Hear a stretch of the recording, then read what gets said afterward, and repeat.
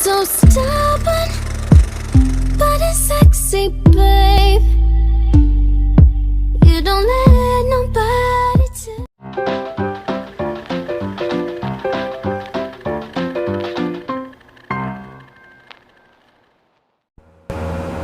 Hi guys, it's me again.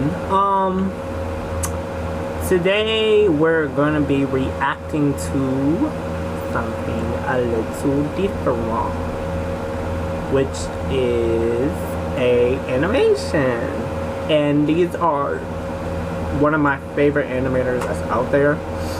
He is very witty. He is very very intelligent, and he's very just outspoken when it comes to his, him expressing himself in these videos, and his animations are just awesome. I love him, and I love what he has to say, because like some of the stuff that he talks about is about what's again happening within the world. I'm very obsessed with that, like people talking about what's happening around in the world, because there's a lot of stuff going on, and it's just crazy. But yeah, no, this is the animation we're reacting to is by Domics. So let's get straight on into it. Let's not beat around the bush, get the hell out of here. This video has been brought to you by NordVPN. Get 75% off a 3-year plan at nordvpn.com/Domics and use the code Domics for an extra free month.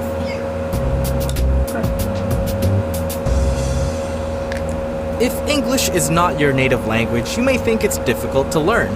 Well, as someone who grew up speaking English, let me just say, yes, yeah, you're absolutely right. English sucks. It's confusing, there are too many rules and too many exceptions. I before E except on Tuesdays and during full moons or something. The birth of my channel literally begins with a video of how I hate pronouncing the word rural.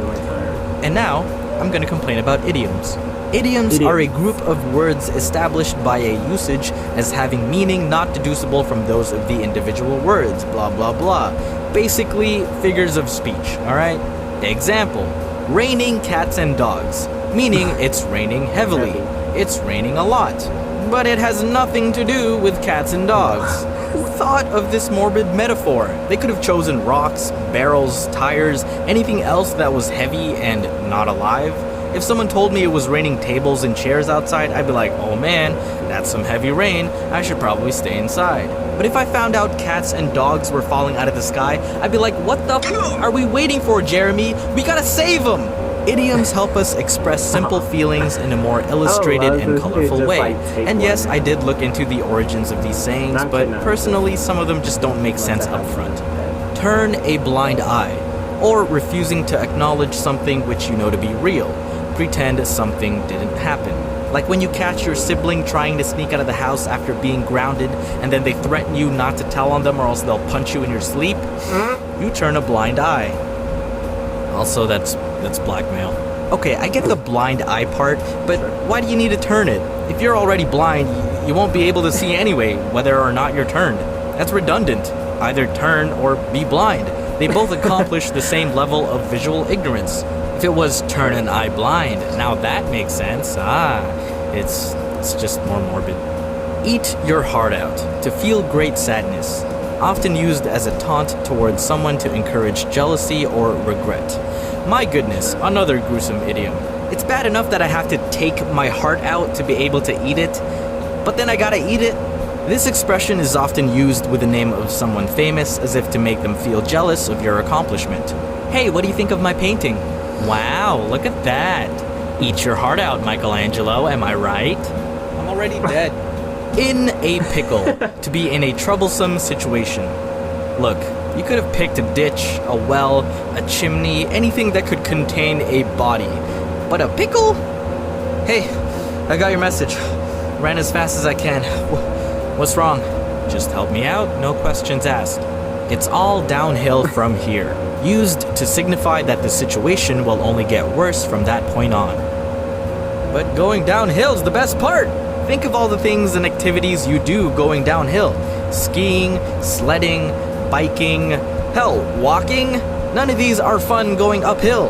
I guess in its defense, the idiom could mean being out of control while going downhill, but honestly, you could be out of control at any level of steepness.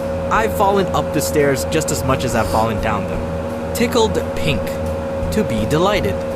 Yo, Reggie, got anything good for your birthday? Yeah, actually, my parents finally got me a Switch. Wow, you must be tickled pink. Yeah, you're right. I guess it only works for white people. Wouldn't be caught or seen dead. Used to express the extent of which one would never be in something, particularly clothes, places, or situations. Which I don't understand, because when you're dead, you shouldn't be able to feel anything, let alone embarrassment. Ugh, Cindy, look at her top. I wouldn't be caught dead wearing something so ugly. Ugh. Oh, don't worry. I'll make sure they don't find your body. Happy as a clam, an exaggeration of happiness. The complete idiom is actually as happy as a clam at high tide, because that's when they're least likely to be attacked by predators, but many go with a shortened version in reference to how clams look like they're always smiling. Nope, I disagree. It's just the angle of which you're looking at them. If you look at them from this angle, it looks like they're frowning, and rightfully so, because I like clam chowder, and being delicious is not a compliment you should be smiling about. Goody two-shoes, used to refer to someone who always does everything right and follows the rules, to the point of annoyance, often used negatively. Well, I did you guys a favor and read the story of Goody Two-Shoes to see why. Let me summarize it for you. Marjorie, meanwhile, and her brother were two homeless orphans. Marjorie grew up only wearing one shoe. One day they meet a rich gentleman who buys her new clothes and a new pair of shoes. She was so excited and grateful that she exclaimed it to everyone she met, earning her name Goody Two-Shoes. She believed the rich man was good and wise because of his great learning, and so she learned to read and helped teach all the children in the village to learn as well. She prevented a man from being robbed and murdered because she warned him after overhearing some men plotting about it. She saved numerous animals from being abused by people. She was so wise and good that some idiots accused her of being a witch and put her under trial. She proves everyone wrong and continued being the Goody Two-Shoes badass that she is.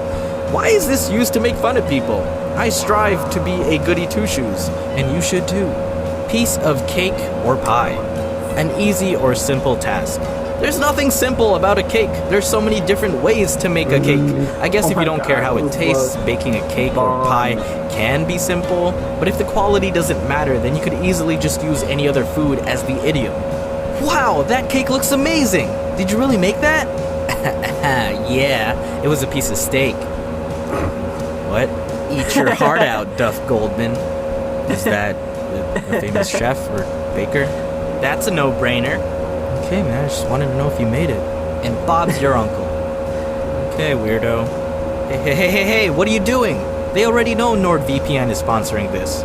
But if you're unfamiliar with NordVPN, it's a virtual private network service that helps protect your privacy and security online, ensuring you browse the net anonymously with no data logging using military-grade encryption. Alright, so that was Domic's video on idioms. I love this. This was very funny and it was very informal. All his videos are like this. I love it because you can learn something from this, where it's just like you talk about stuff that's happening, or it's things that people would bring up in a conversation or don't bring up in a conversation. We tend to find an answer for, or solve the problem to. But